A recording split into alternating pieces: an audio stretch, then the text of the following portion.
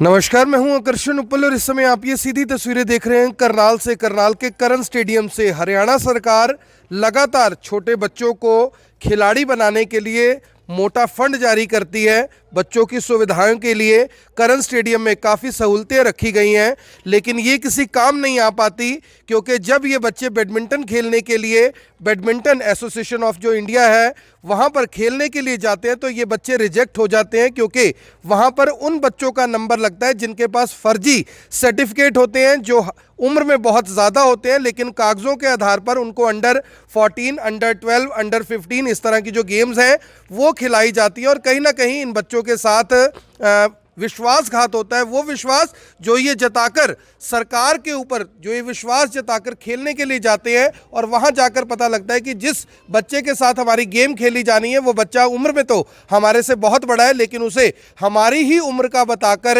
यानी कि गेम खिलाई जा रही है। इतने बड़े इल्ज़ाम के बाद, इतने गंभीर आरोपों के बाद भी किसी तरह की कार्रवाई ना होना सवाल खड़े करता है कि क्या ये वही बच्चे नहीं हैं जो विदेशों में जाकर अपना फ्यूचर खोजते हैं?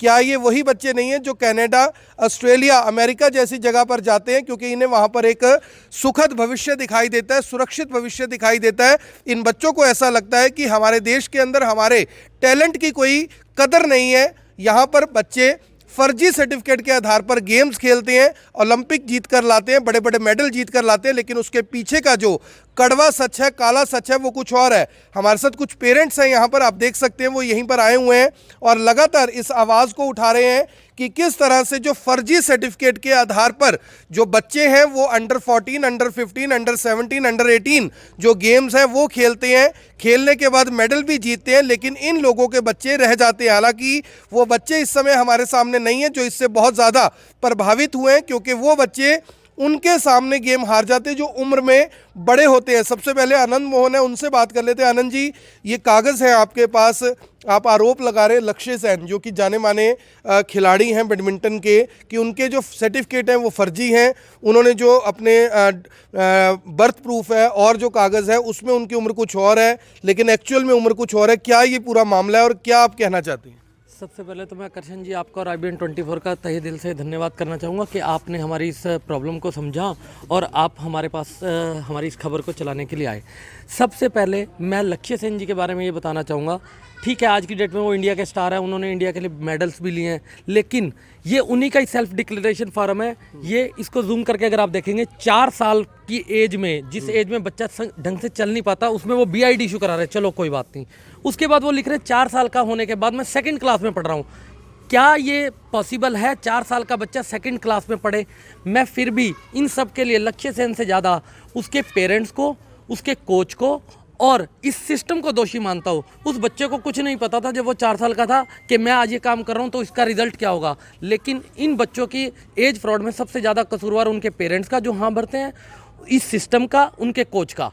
अब आप एक सिस्टम देखना कि हमारे बच्चे खेलने जाते हैं, 15 साल का हमारा बच्चा जब 18 साल के बच्चों से उसका मैच होता है स्टेट लेवल, नेशनल लेवल पे, तो वो बच्चा हार के डिमोटिवेट होता है। वो कहता है मैं कब तक लड़ूंगा, मुझे कब तक इसी जंग से आगे लड़ना पड़ेगा। लेकिन हम फिर भी कहते हैं कि शायद BI अपना सिस्टम ठीक करे। हम बैडमिंटन एसोसिएशन ऑफ इंडिया में ट्रस्ट करते हैं, और जो ये लक्ष्य सेन के खिलाफ अभी FIR भी हुई है, ये भी पुलिस से डायरेक्ट नहीं हुई है। हमें इसके लिए भी माननीय न्यायालय का दरवाजा खटखटाना पड़ा। FIR किस चीज़ की हुई है? FIR 420, 468, 471 और 34 कागजों में हेरफेर करके धोखा दिया। हाँ, ये कागजों में हेरफेर ही है।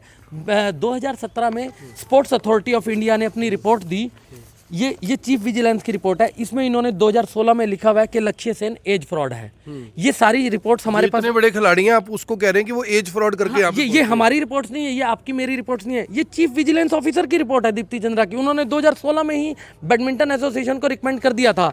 इसके अलावा sports authority of India, Sai, एक बहुत बड़ा हिंदुस्तान में नाम है, उन्होंने अपनी रिपोर्ट लगाई। उनके डॉक्टर्स ने लक्ष्य सेन का मेडिकल करा, उसमें लक्ष्य सेन को एज फ्रॉड पाया गया, ये उनकी रिपोर्ट है। लेकिन उन्होंने इस रिपोर्ट को दरकिनार करके गवर्नमेंट हॉस्पिटल से अपनी रिपोर्ट लगाई और इस रिपोर्ट को साइड में रखा दिया। इसका मतलब ये माना जाए कि जो ये मेडल लाए जा रहे हैं ये सिर्फ एक दिखावा है, फर्जीवाड़ा है, हमें खुश कर देते हैं, अखबारों में बड़े बड़े हेडलाइन छप जाती हैं कि देश के लिए ये बच्चा मेडल लेकर आया, लेकिन असलियत में तो जो उसकी नींव रखी हुई है वही फ्रॉड है। आकर्षण जी, सबसे बड़ी बात 13, 15, 17, 19, अंडर 15, 13, 17, 19, इसमें आप देखोगे इंटरनेशनल लेवल पे भी इंडिया का नाम होता है। क्यों? जो यहाँ से अंडर 15 की टीम जाती है वो यहाँ से अंडर 15 की टीम यहाँ के हिसाब से होती है, लेकिन एक्चुअली वो टीम अंडर 17, 19 के हिसाब की होती है। वो वहाँ पे तो जाके मेडल जीतेंगे, लेकिन जब वो मेंस कैटेगरी में जाते हैं, ओपन कैटेगरी में, आप मुझे बता दो इंडिया में एक लक्ष्य सेन को छोड़ दो और श्रीकांत किदाम्बी को छोड़ दो, उसके अलावा आज तक कितने प्लेयर्स के नाम आए? क्योंकि सब ये प्लेयर्स क्या करते हैं, उसके बाद अपनी नौकरी के लिए होते हैं। इंटरनेशनल लेवल पे 13, 17, 19 तक मेडल आया, उसके बाद इन्होंने अपना नौकरी लग गई इनकी। इनको देश से कोई लेना देना नहीं है। जो ये फ्रॉड करते हैं, मैं साफ कहता हूँ, इनका देश के प्रति कोई वो नहीं है भूमिका। ये सिर्फ अपने मेडल्स, अपनी पद के लिए घूमते हैं। तो ये यानी कि बड़ा आरोप लगा रहे हैं, और सबसे बड़ी बात ये है कि जो ये खुलासा है ये करनाल से हुआ है, और करनाल के जो पेरेंट्स हैं कितने यानी कि सतर्क हैं। उन्होंने पूरे दस्तावेजों को आरटीआई के माध्यम से इकट्ठा किया। हमारे साथ एक मैम भी हैं जिनके बच्चे बैडमिंटन खेलते हैं। मैम, जो ये एज फ्रॉड है, मैंने अभी एक बात की कि ये वही बच्चे हैं जो अब्रॉड चले जाते हैं, विदेश चले जाते हैं, क्योंकि यहाँ पर इन्हें सेफ यानी कि फ्यूचर नहीं दिखता। इन्हें लगता है कि सब कुछ फ्रॉडबाजी है। ऐसी कंट्री में रहकर क्या करें? क्या आपके बच्चों के मन में, आपके मन में भी यही बात नहीं आती? ये बात हमारे मन में भी आती है। हमारे बच्चे सुबह 4 बजे उठते हैं, यहाँ आते हैं, गेम खेलते हैं, लेकिन जब वो बाहर कंपटीशन लेवल पे, किसी भी स्टेट लेवल पे, किसी भी लेवल पे जाते हैं, वहाँ वो अपनी एज से बड़े बच्चे के साथ खेल रहे हैं। ठीक है, वो बड़े बच्चे हैं, वो इनको हरा जाते हैं, सर्टिफिकेट ले जाते हैं, और आगे कोई ना कोई सर्टिफिकेट ले लेते हैं, और कहीं ना कहीं उनको जॉब मिल जाती है, कुछ भी। लेकिन हमारे बच्चे डिमोरलाइज हो जाते हैं। उन्हें लगता है हम कुछ नहीं करें। वो एक गेम खेलते हैं, 2 बार जाते हैं, लास्ट में वो डिमोरलाइज होकर उस चीज़ को छोड़ देते हैं। मैम, क्या कारण मानते हैं? हमारी कंट्री इतनी बड़ी है, 140 करोड़ की आबादी है, इतने बड़े देश के प्रधानमंत्री हैं, खेल मंत्री हैं, वहाँ तक भी आप लोगों ने शिकायतें की होंगी, सुनवाई नहीं होती। तो क्या ये ना माना जाए कि यानी कि अप्रत्यक्ष रूप से कहीं ना कहीं सरकार भी अपना समर्थन देती हुई मेडल से मतलब है, एज फ्रॉड से कोई मतलब नहीं है? इस चीज़ का देखो, हम कुछ नहीं कह सकते। कुछ पेरेंट्स आवाज़ उठाते हैं, लेकिन काफ़ी सारे लोग कहते हैं भी हमें क्या कोई मतलब नहीं है, बच्चा चलो एजुकेशन में चला जाएगा, वो इसलिए इसमें आवाज़ नहीं उठाते। लेकिन ये सिर्फ बैडमिंटन नहीं, हर गेम में इस तरह का फ्रॉड होता है। ठीक है, एज को लेके कहीं भी देखा जाए, चाहे वो कोई भी फील्ड हो, एज को लेके प्रॉब्लम आ रही है। ठीक है, बच्चे 3-3, 4-4 सर्टिफिकेट बनवा लेते हैं, 2006 का, 2007 का। ठीक है ना, अपना असली सर्टिफिकेट वो छुपा देते हैं। ठीक है, और जिस कैटेगरी में सूटेबल है, उनको लगता है हम जीत जाएंगे, उस कैटेगरी में वो सर्टिफिकेट दे के एंट्री ले लेते हैं और जीत जाते हैं। क्या नाम फिर है वो मैम आपका? सोनिया गोयल। सोनिया गोयल है। तो मैं ये उसी कंट्री की बात कर रहा हूँ जहाँ पर कहा जाता है कि अगर कोई बाहर से आ जाए तो उसको यहाँ पर नागरिकता नहीं मिल सकती, लेकिन इसी कंट्री के अंदर आप फर्जी अगर सिर्फ डेट ऑफ बर्थ का प्रूफ बनवा लें तो उसके बाद आपको किसी तरह के दस्तावेज की ज़रूरत नहीं है, सिटीजनशिप ऑटोमेटिकली किसी को भी मिल सकती है। यानी सीधे तौर पर जो पेरेंट्स हैं वो ये बातें कर रहे हैं। पुनीत जी, आपके बच्चे भी बैडमिंटन खेलते हैं, आप भी लंबे समय से बैडमिंटन खेलते रहे हैं, क्या कहना चाहेंगे? इस तरह का जो फ्रॉड है कहीं ना कहीं बच्चों का हौसला तोड़ता है, पेरेंट्स का हौसला, स्कूल का हौसला तोड़ता है। जो आसपास के लोग हैं वो भी सोचते होंगे बच्चा जाता तो सुबह सुबह करके कुछ आता नहीं है। बच्चे की पूरी लाइफ स्पॉइल हो जाती है। बच्चा 4-5 ईयर से शुरू होता है खेलने के लिए, एक टाइम आते आते तक वो स्टॉप हो जाता है, क्योंकि आगे उसको वो प्रॉपर मिलता नहीं है खेलने के लिए। तो हमारी यही है भाई स्पोर्ट्स अथॉरिटी से, तो ये सारे फ्रॉड को रोका जाए और कोई एक्शन लिया जाए। सर, अगर कुछ बात आए कि अगर ये पेरेंट्स रिटर्न में कंप्लेंट फाइल करें, इस पर कोई इंक्वायरी शुरू हो, तो क्या आप लोग रेडी हैं इस तरह की कंप्लेंट करने के लिए, और क्या कार्रवाई चाहेंगे? हम सारे तो यहाँ इसीलिए ही खड़े हैं कि स्पोर्ट्स अथॉरिटी ऑफ इंडिया इसके अगेंस्ट कोई डिसीजन ले। बैडमिंटन प्लेयर बनना कोई आसान बात नहीं है सर। मिडिल क्लास मतलब फैमिली से आते हैं बच्चे, और आजकल आप जानते हो कितना कमा लेते हैं पेरेंट्स। बहुत महंगा खेल है, बहुत खर्च होता है उसके ऊपर, हार्ड तोड़ मेहनत करते हैं बच्चे यहाँ। पेरेंट्स यहाँ पे आके 3-3 बजे अपने बच्चों को छोड़ते हैं, सुबह ठंड में आते हैं, और वो बच्चे 6-6 घंटे अपने यहाँ गेम को देख कहीं ना कहीं अपनी स्टडीज़ को कॉम्प्रोमाइज़ करते हैं, अपना सारा करियर ढूंढते हैं इस गेम में। और बाद में पता लगता है कि एक बच्चा जो अपनी कैटेगरी में खेलने लायक नहीं होता, वो अपने एज फ्रॉड इसीलिए करते हैं क्योंकि वो अपनी कैटेगरी में नहीं जीत पाते। वो अपनी एज को मतलब उनका कोई ना सिस्टम तो है उनके पास, उन बच्चों के पास जो अपनी एज कम करवा लेते हैं। तो फिर वो यहाँ पे अपने छोटे बच्चों अपनी एज छोटी करवा के और इन छोटे बच्चों को, अपने से छोटे बच्चों को हरा के स्टेट लेवल जीतते हैं, उसी में वो नेशनल जीतते हैं। सरकार बहुत कुछ करती है जो नेशनल लेवल पे बच्चे जीतते हैं उनके लिए, उनको नौकरियां मिल जाती हैं। उनका बेसिक रीज़न यही होता है कि वो कहीं ना कहीं एक सरकारी जॉब मिल जाती है, वो अपने आप को स्टूड अप कर लेते हैं। इसमें इंडिया का जो ओरिजिनल टैलेंट है, जो हमारे देश के बच्चों का ओरिजिनल टैलेंट है, वो स्पॉइल हो रहा है, क्योंकि सही बच्चे को सही जगह नहीं मिल रही खेलने के लिए।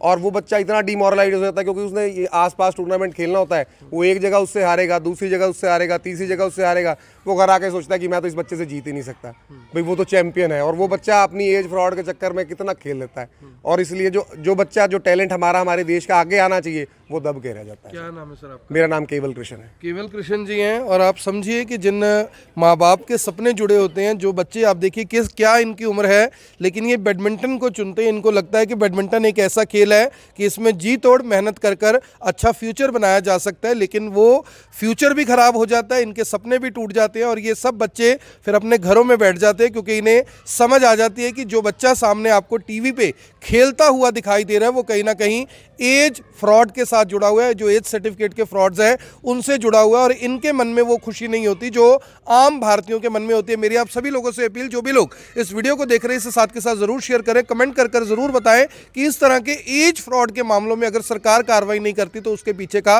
कारण क्या हो सकता है। क्या सरकार के जो लोग हैं, नुमाइंदे हैं, नेता हैं, क्या वो भी इसी तरह से इस एज फ्रॉड के मामले में जुड़े हुए हैं? क्योंकि जब भी सरकारें बदलती है तो उन्हीं सरकारों के नेता इन एसोसिएशंस के चेयरमैन बनते हैं, सेक्रेटरी बनते हैं, ज्वाइंट सेक्रेटरी बनते हैं, तो कहीं ना कहीं वो भी इसमें अप्रत्यक्ष रूप से मिले हुए हैं। ऐसी बात क्यों पेरेंट्स ना करें, क्यों ये बात ना समझी जाए? मेरी आप सभी से अपील, इस वीडियो को देखने वाले इस वीडियो को साथ के साथ जरूर शेयर करें। आप देख रहे हैं ABN24, मैं हूं आकर्षण उपल करनाल से, आप सभी के साथ लाइव। धन्यवाद। अब यहां तक आ ही गए हैं तो हमारे चैनल को सब्सक्राइब जरूर करें और नीचे दिए गए बेल आइकन को जरूर दबाएं ताकि हर खबर सबसे पहले पहुंचे आप तक।